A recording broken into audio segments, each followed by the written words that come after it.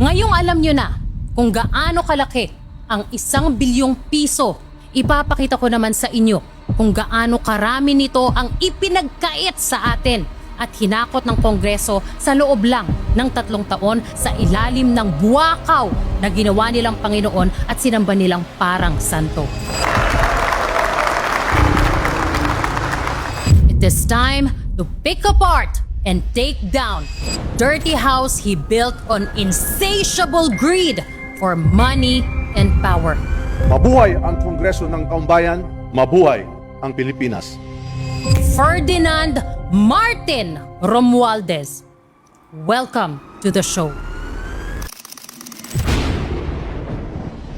Now, before I continue, para lang mas maintindihan ninyo bakit malaking issue ito, ang budget ng Congress nahahati sa 3 kategory. Personnel services o yung mga sweldo, allowance, and benefits ng mga empleyado.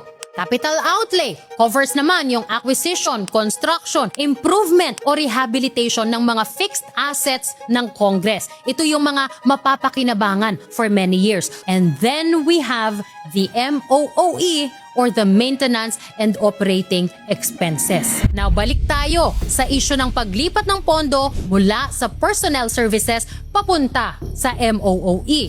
Ang House Speaker can augment o pwede nilang dagdagan ang budget ng kahit anong item sa respective offices nila from savings mula sa ibang item na nasa budget nila.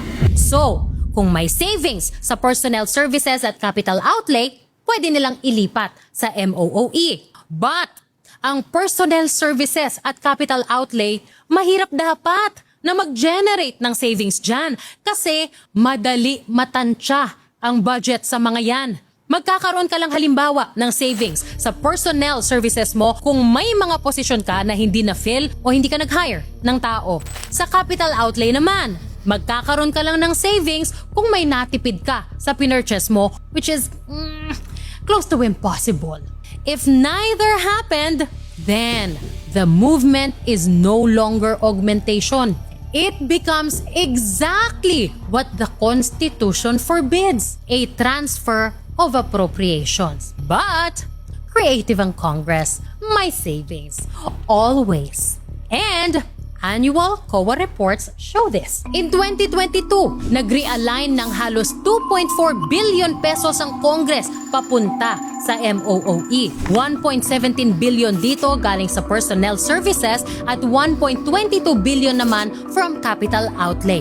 The same happened in 2023. May savings na 1.87 billion pesos from personnel services at 1 billion naman sa capital outlay. Kaya naglipat ng 2.87 billion pesos sa MOOE.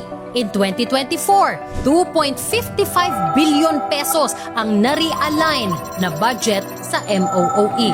Now, why is that a problem? Yes, the Constitution allows the Speaker of the House fiscal autonomy and authority to realign savings. But kaakibat ng authority na ito ay ang obligasyon na ipakita paano exactly nagamit ang budget.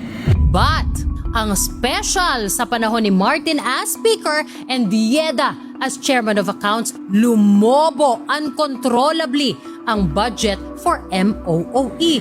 Ang tanong ko, at ito din, ang tanong ng mga auditors, are these really savings? O sinasadyang mag-over budget sa ibang items para magkaroon ng savings na pwedeng ilipat sa MOOE? Alino sa liwanag, magnanakaw, makulong ka na.